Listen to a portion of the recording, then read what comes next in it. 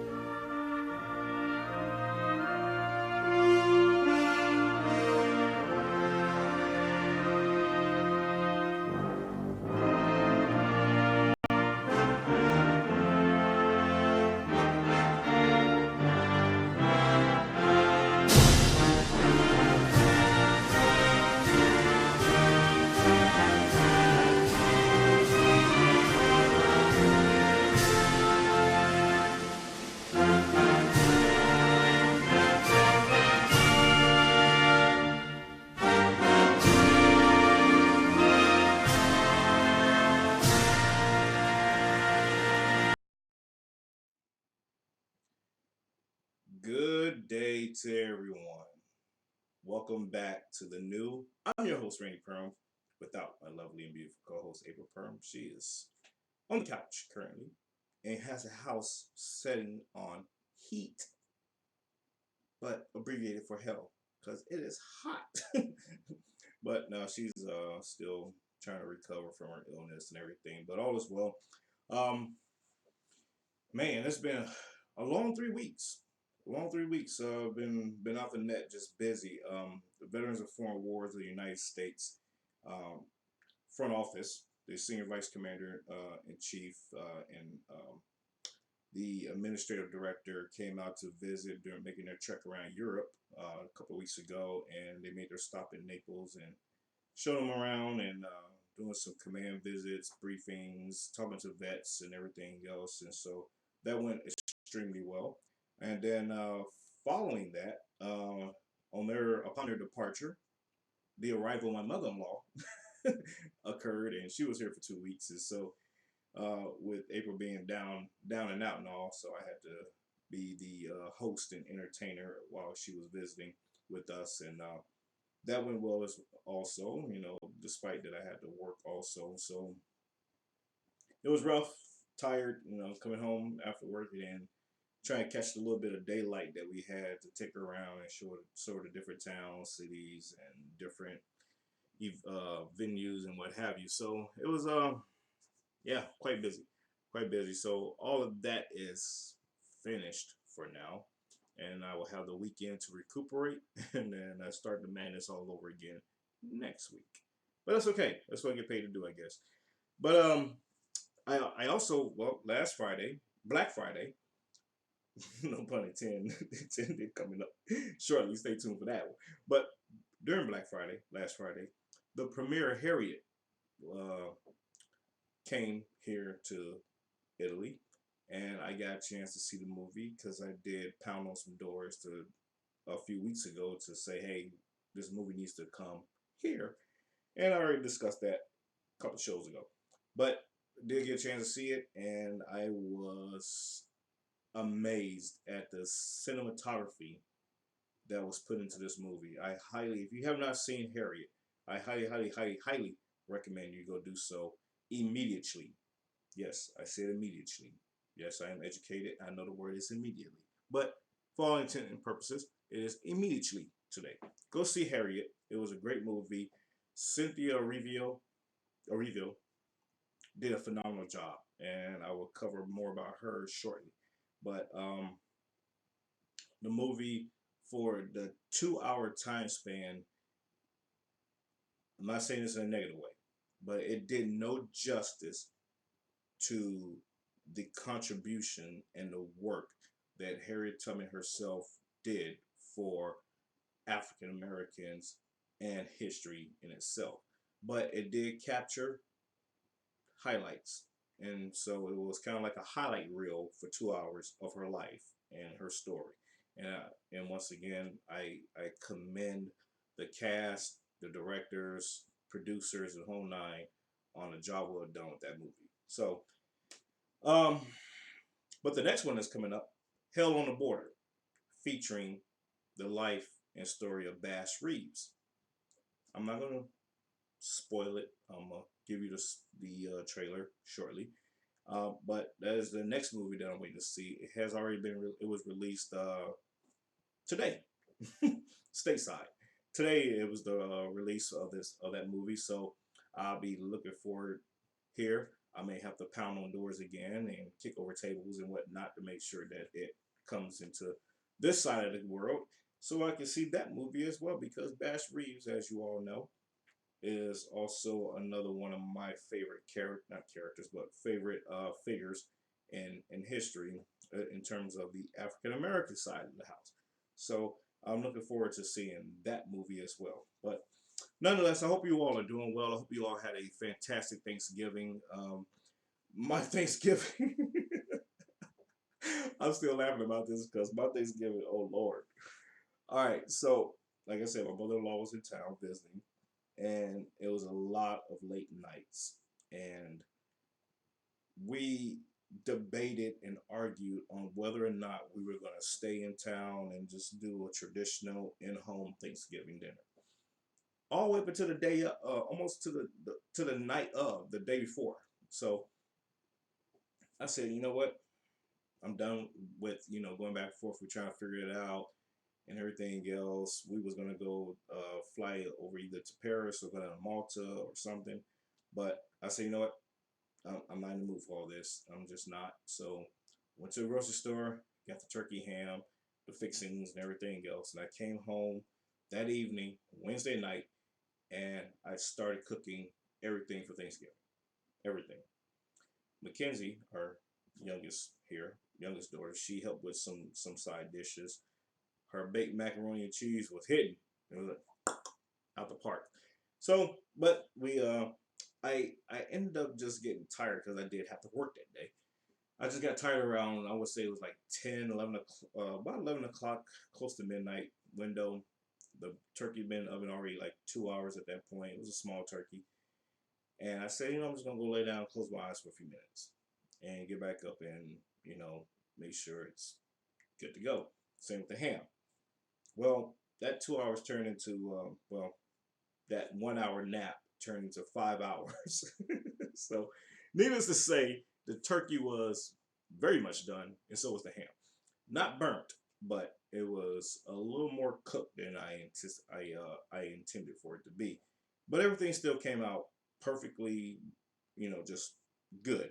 And I was just a little disappointed in myself that I screwed that up, but it's all good.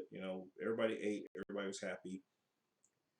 We finally had dinner around 7 o'clock the next day, but we were snacking on things throughout the day, so it is what it is. But anyways, that was my Thanksgiving. I'm still recovering from that also, as you can see. But anyways, yeah, we're gonna jump to commercial break. We'll be right back.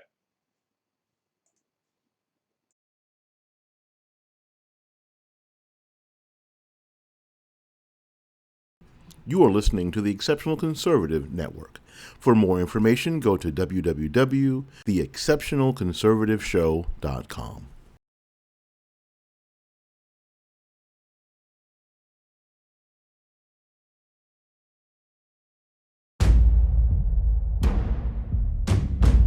I hear there's a boy seeking my whereabouts.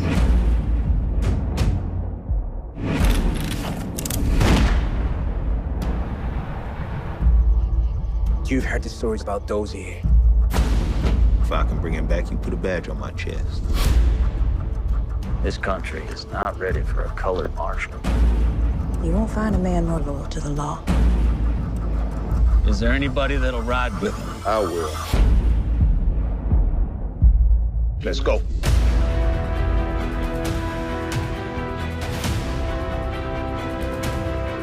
You don't knock on the devil's door and ask to come in. He comes out with you, dead or alive. Shot 5 men before they could draw. Right, he's looking for me.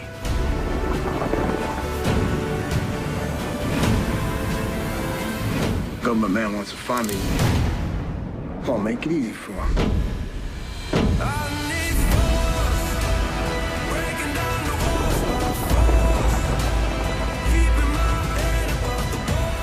What you do, the whole world doesn't believe in you. You make believers out of every novel.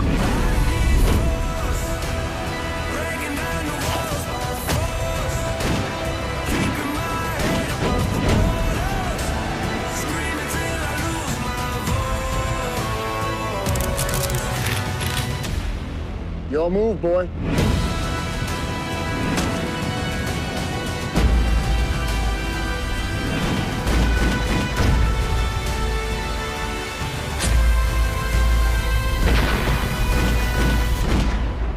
The law put me in chains, but the law also set me free.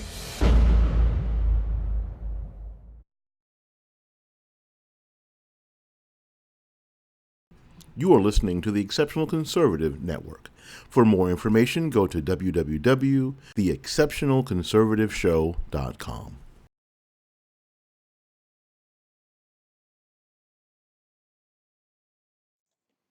Hey, welcome back. That was the trailer to Hell on the Border, featuring the life and times of Bash Reeves. Folks, like I said, do your research. I'm not gonna tell you about it. You saw a trailer that looks like it's gonna be an exciting movie. I think this could probably be the next Tombstone. And if you don't know what Tombstone is, you better go look at that, watch that movie as well. That is one of my favorite movies. So I'm telling you, it might rival. It might take it over. Who knows? Tombstone been out since 1996, I want to say, and it still ranks up there as one of my favorite movies. And I have seen many, many, many, many movies. So they got some work to do. Harriet didn't quite hit that barometer, but it was still a great movie. I still highly recommend it.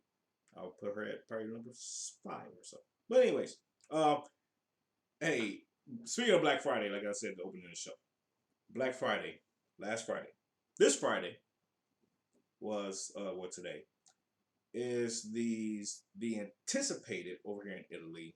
I know y'all probably don't care or whatever, but just for your edification, over here in Italy, there is the anticipated soccer match between, when I say soccer, football, European football. It's between Inter Milan, and AS Roma. Now, both teams have players that comprise of black players. I would say African American. black players, whether they're from Africa, the islands, the UK, wherever they may be from, originally born, raised, what have you, but they are part of these teams. So, an Italian newspaper the other day, just doing what newspapers do, they're advertising, broadcasting, saying, "Hey, we're gonna this anticipated match is coming up, Black Friday."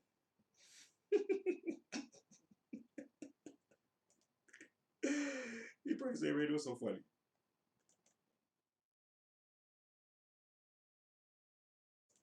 That's what's funny, and I get it. There's this heightened sense of racial insensitivity that is going on across the world.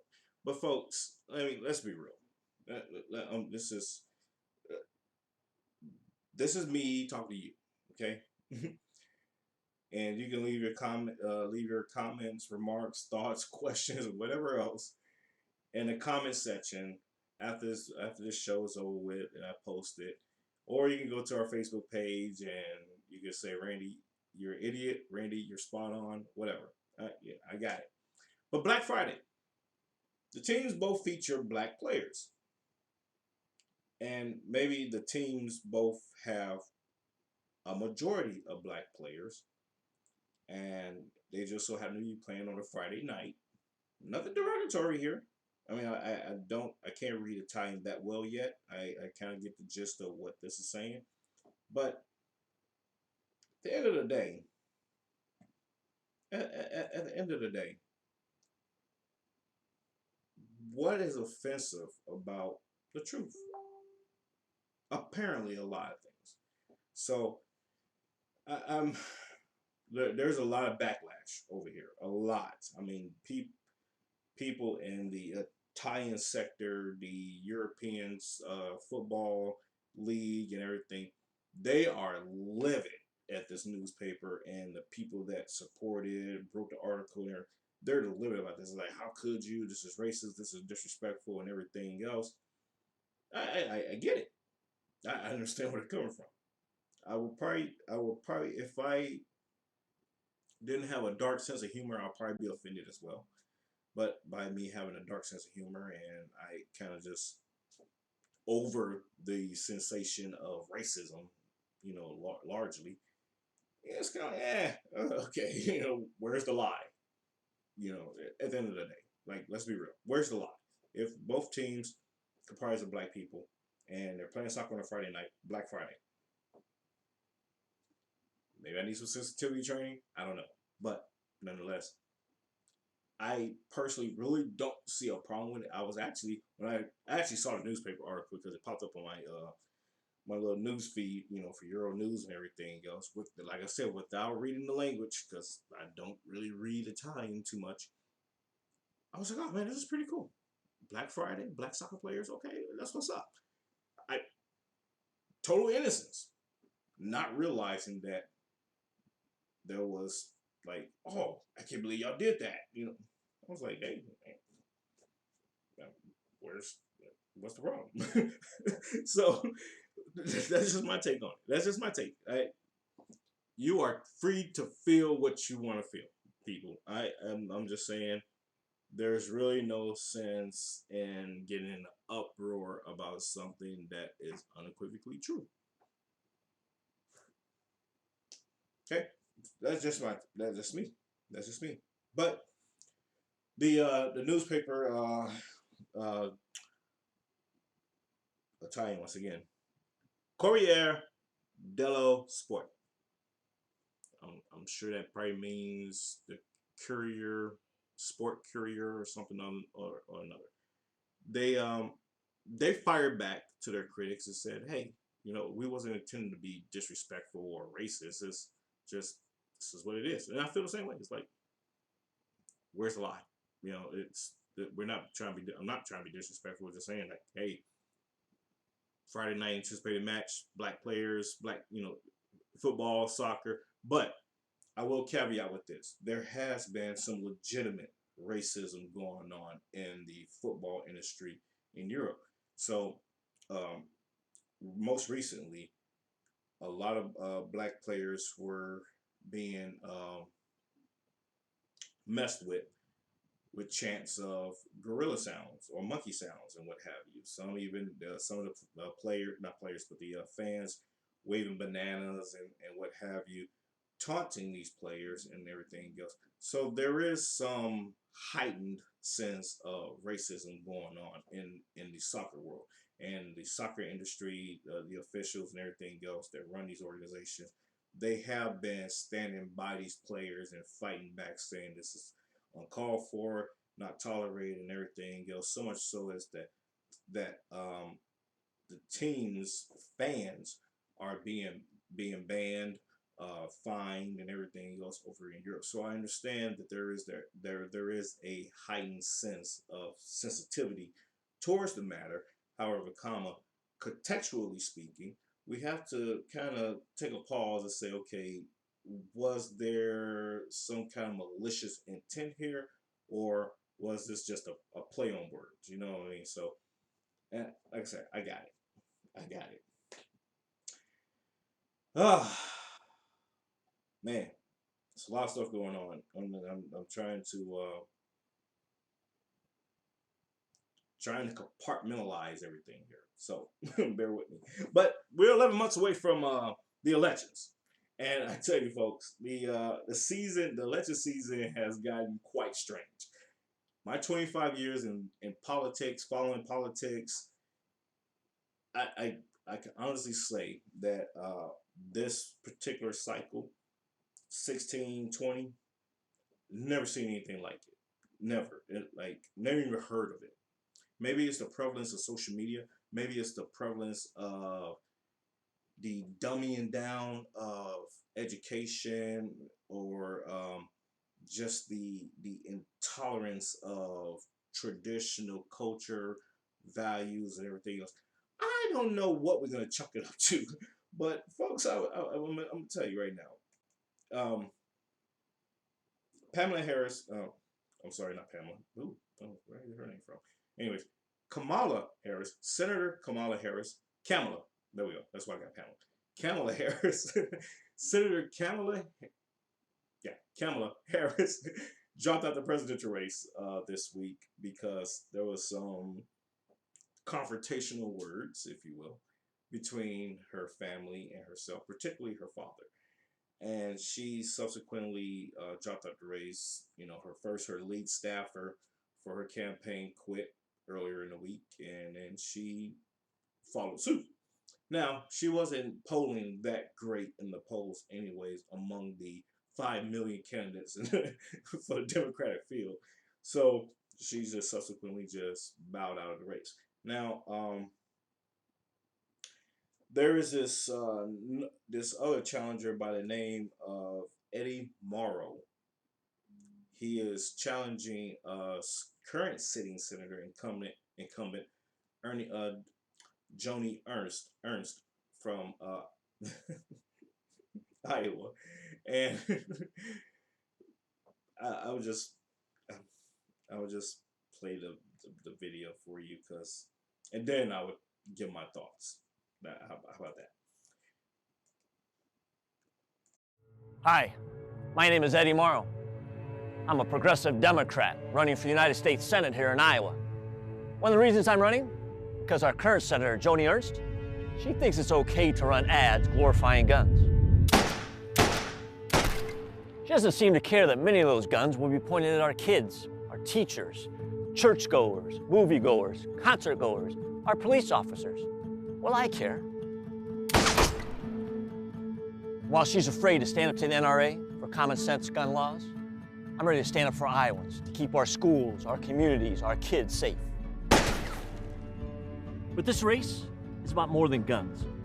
Joni's term has been a non-stop assault on Iowans' rights, on our right to affordable health care, on a woman's right to choose, on workers' rights and farmers' rights, and our kids' right to a livable planet.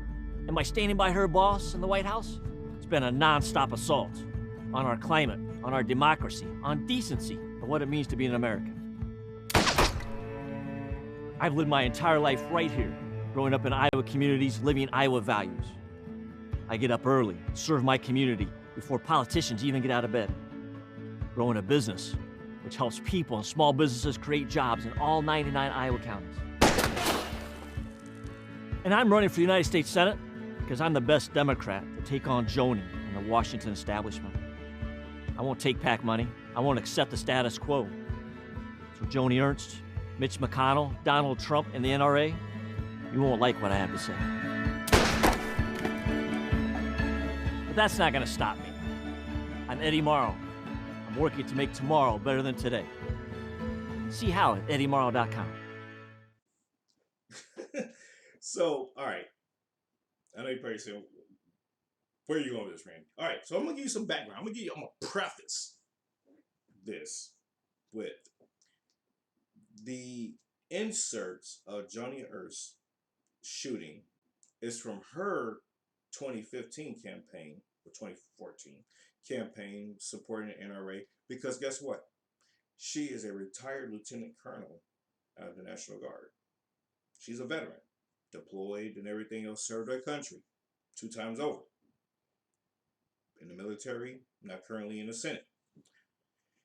This individual comes along and tries to call her out, takes little snapshots of her video, of her campaign video, to insert it to make it seem like that she is shooting at him in this video as he is making these tags at her.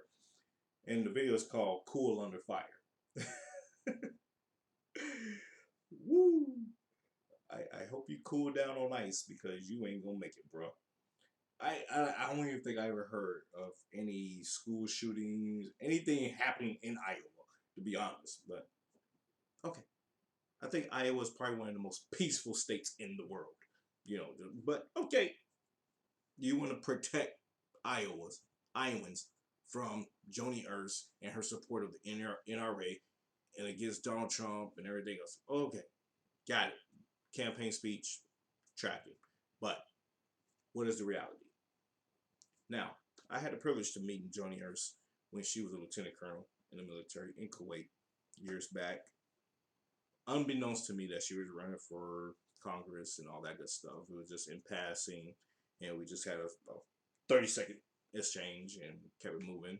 And then a few months later, I see her campaign ad. I was like, wow. And I subsequently was working on Senator Dan Sullivan's campaign, Senate campaign. He is also in the reserves, a lieutenant colonel in the Marines. So, you know, it's kind of like just, whoa, wow. That's all cool. But good luck to you, whatever your name is, Eddie Morrow. I wish you nothing but the best. But I don't think you're going to make it with that campaign ad. I just don't think. I don't see it. Nope, not at all. But moving right along, the other presidential candidates, well, the candidates that's running for president out of the Democratic field, Joe Biden had a quite heated exchange with an Iowan. Something about Iowa today, this week. Anyways, but Joe Biden, Vice President X-type, had an exchange with a potential voter in Iowa at a little town hall, and that exchange kind of went left field when this particular individual citizen asked a question discussing about Hunter Biden's involvement and influence by his father with the Ukraine deal. Now, I will caveat and say this, that the gentleman kind of presented his question and his argument in a not so favorable way. So I probably would have retaliated. Not exactly the same, because I'm campaigning and I'm trying to win the hearts and minds of people. But I could understand where Joe Biden was coming from. He's just like he's ready to throw down. But I'll let you see. I'll let you be the judge of how that went down. But while I'm getting that up, the one thing one thing we have to remember, folks, is when you're challenging someone, either you're going to have firsthand knowledge of the situation and the information, or you're going to have such unbiased, unequivocal facts that you can present without making yourself look like you're ill-informed or you have some kind of biased view or influence on your thought process or your line of questioning when you're challenging someone. Because in this particular video, the gentleman, don't know his name,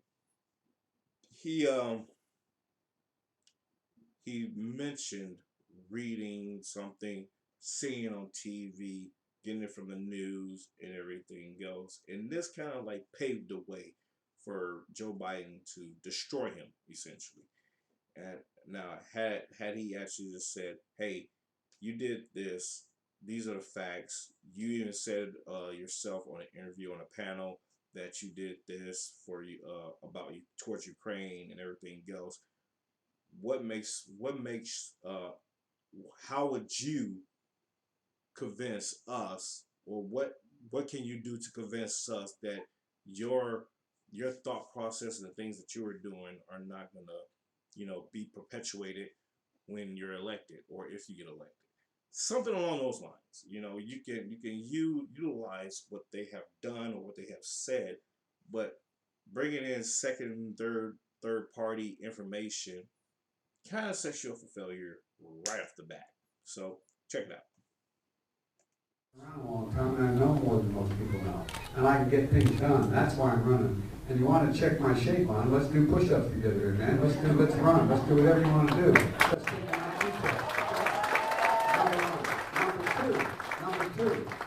No one has said my son has done anything wrong, and I did not on any occasion. And no one has ever said it. Not I didn't one. say you were doing anything wrong. You said I set up my son to work in an oil company. Isn't that what you said? Get your words straight, Jack. That's what I hear on MSNBC. You don't hear that in MSNBC. You did not hear that. But you heard. Look, okay, I'm not going to get in an argument with you, man. No, I don't want to. Well, yeah, you do. But look, Fat, look, here's the deal. Here's the deal. It looks like you don't have any more backbone than Trump does.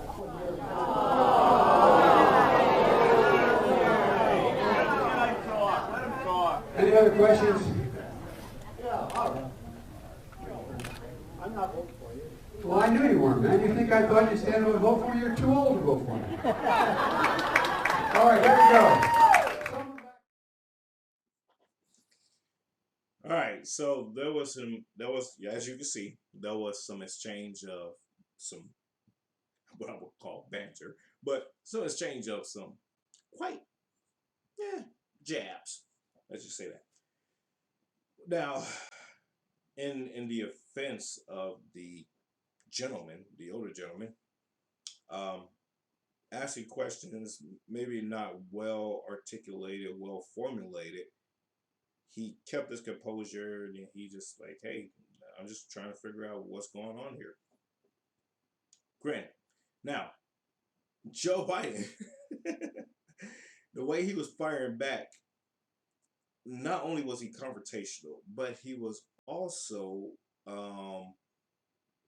quite offensive. He called him fat, challenged him to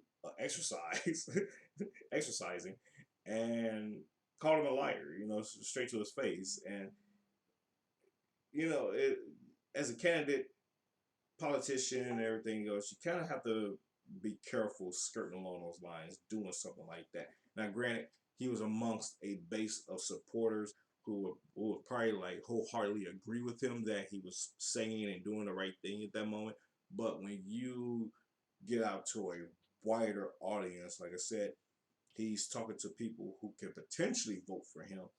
You don't want to necessarily attack a person, even regardless of if they're attacking you. You just want to bring facts and say, okay, I understand what your question is. Thank you for that question. I appreciate that. However, here are the facts. Here's what's going on. Here's what happened.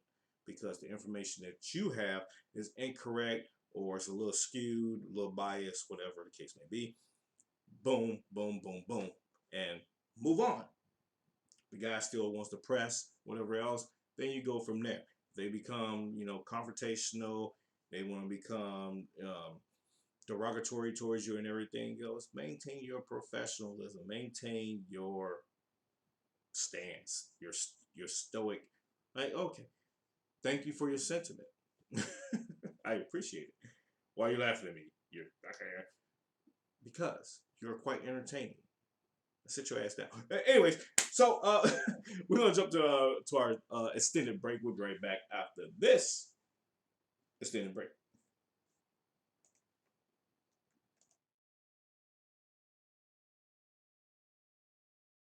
You are listening to the Exceptional Conservative Network.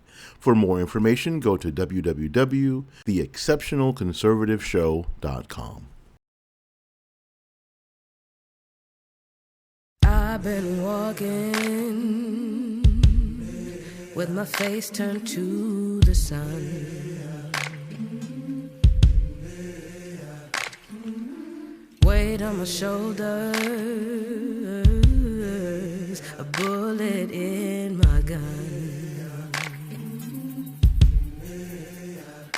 Oh, I got eyes in the back of my head, just in case I have to run. I do what I can when I can, while I can for my people. While the clouds roll back and the stars fill the night, that's when I'm gonna stand up, take my people with me. Together we are going to a brand new home, far across the river. Can you hear freedom calling, calling me to answer? Gonna keep on keeping on. I can feel it in my bones.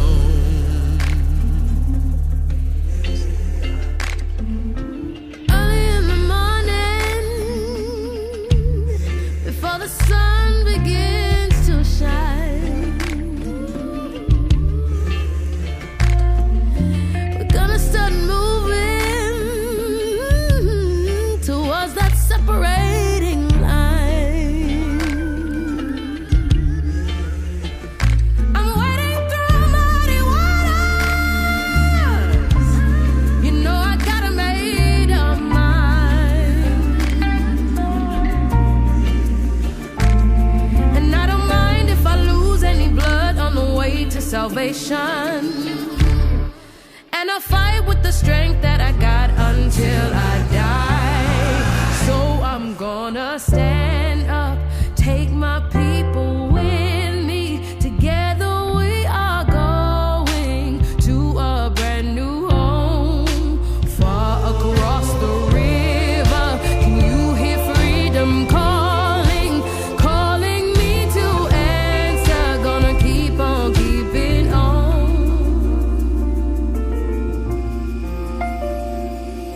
And I know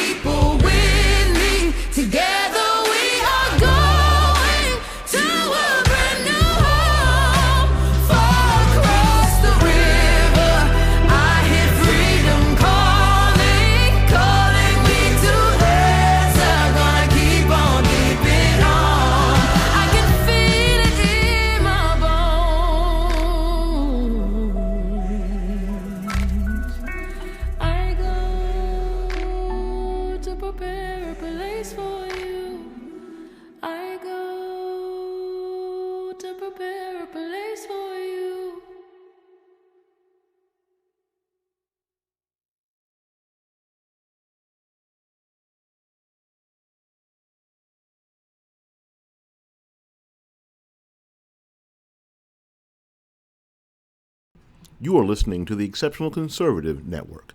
For more information, go to www.theexceptionalconservativeshow.com.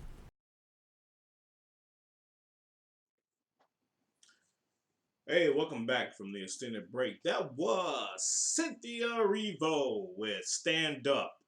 That was off the soundtrack of Harriet, as I've been advocating for and advertising, because that movie was powerful, and this song is very powerful. I think it could be in the running for the next Black National Anthem. Now, you're probably saying, "Well, Randy, there's already a Black National Anthem. It's called." I want you to drop a line to me and let me know what that the current Black National Anthem is called. I'm not gonna tell you. So, but I think it could be in the running. It could replace it, or be dual.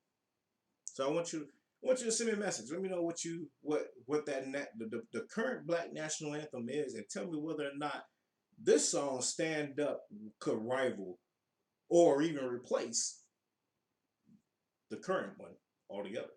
So, anyways, impeachment. Now, I've been trying my best to stay away from this topic. I really have, honestly. I have. But I can't help it. Because this not far is entertaining.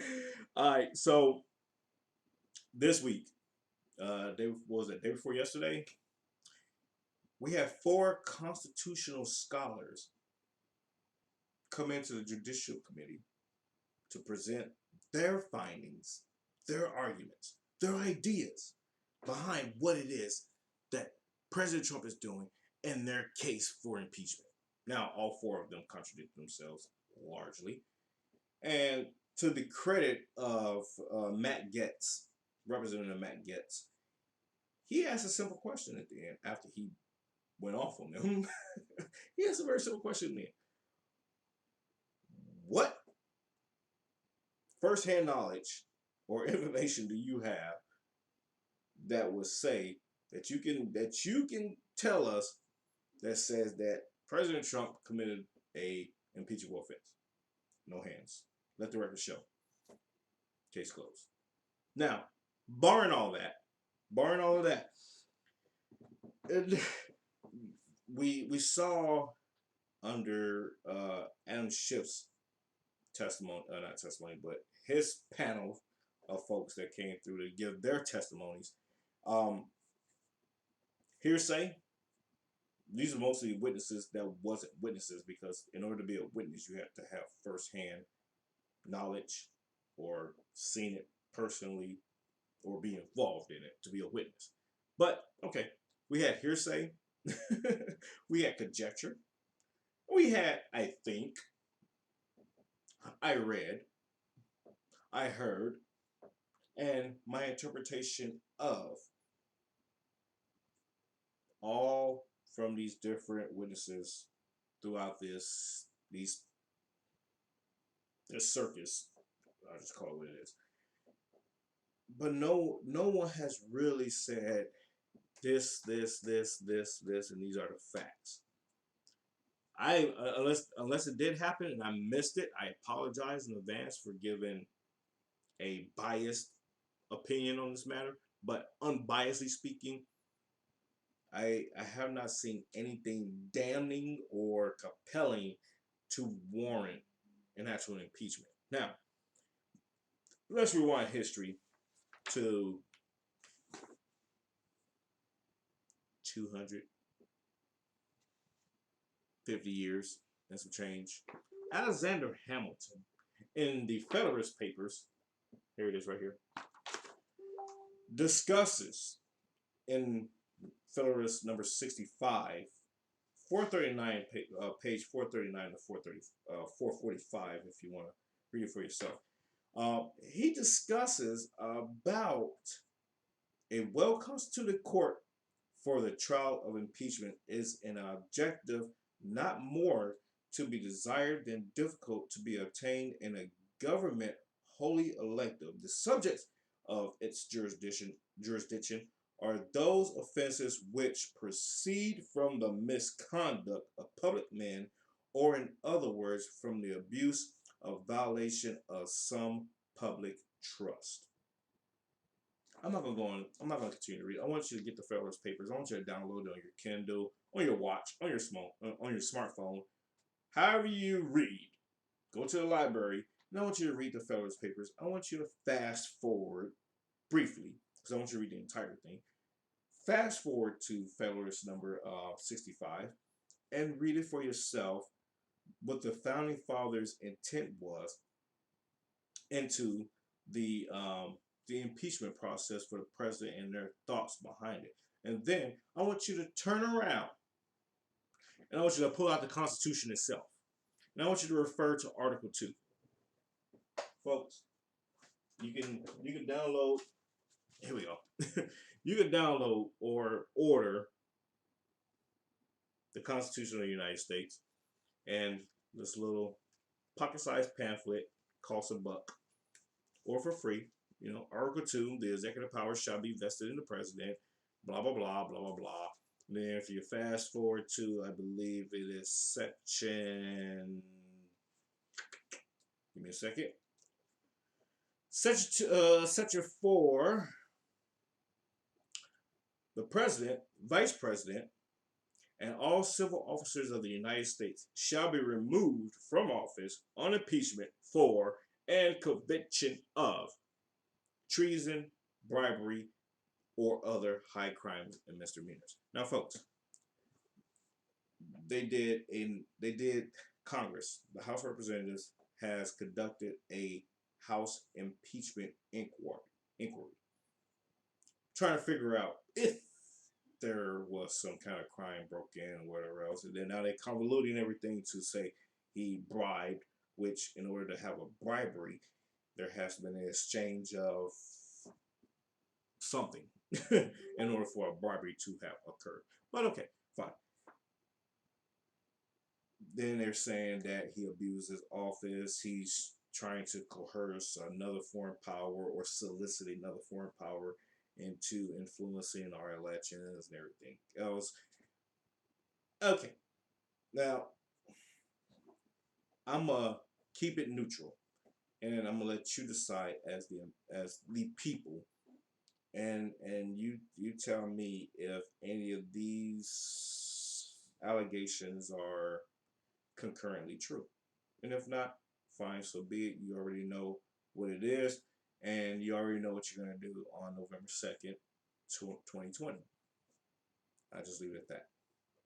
Folks, thank you for tuning in today. It's been a roller coaster. I'm tired. Tired. I need a vacation. I need a vacation, like, to a place where there's no Wi-Fi, particularly. None. No Wi-Fi. Like, I can't even connect. And that way it forces me to just power down and relax. I need that. But in the meanwhile, you can go to Amazon.com and download my book, The New You, Now Equipped with Wisdom, and get further educated and further smarter on things that are going on, not only for your life, but for your peers, subordinates, superiors' lives. Help them, grow, in their respective domains in life and everything else. And then you can go to social media and you can follow our page, The New You, Now Equipped with Wisdom with Randy&April on Facebook, or you can also follow our parent page, TECN TV, the Exceptional Conservative Network. Go to our webpage on the actual, outside of social media, our actual webpage, theexceptionalconservativeshow.com, and you will have a plethora of information that is vital to you as an individual, vital to your family, vital to your friends, vital to your neighbors, vital to those that you don't even know, and you might just see them pass and you see them struggling with something. You say, hey, go to exceptionalconservativeshow.com and you will get some information that you need that will help your situation. And folks, thank you once again. I want you to have a fantastic weekend. You can follow me on Twitter at rperm. You can follow me on LinkedIn. Let's connect on LinkedIn. Follow me on Instagram. Let's connect. Let's talk. Ask questions.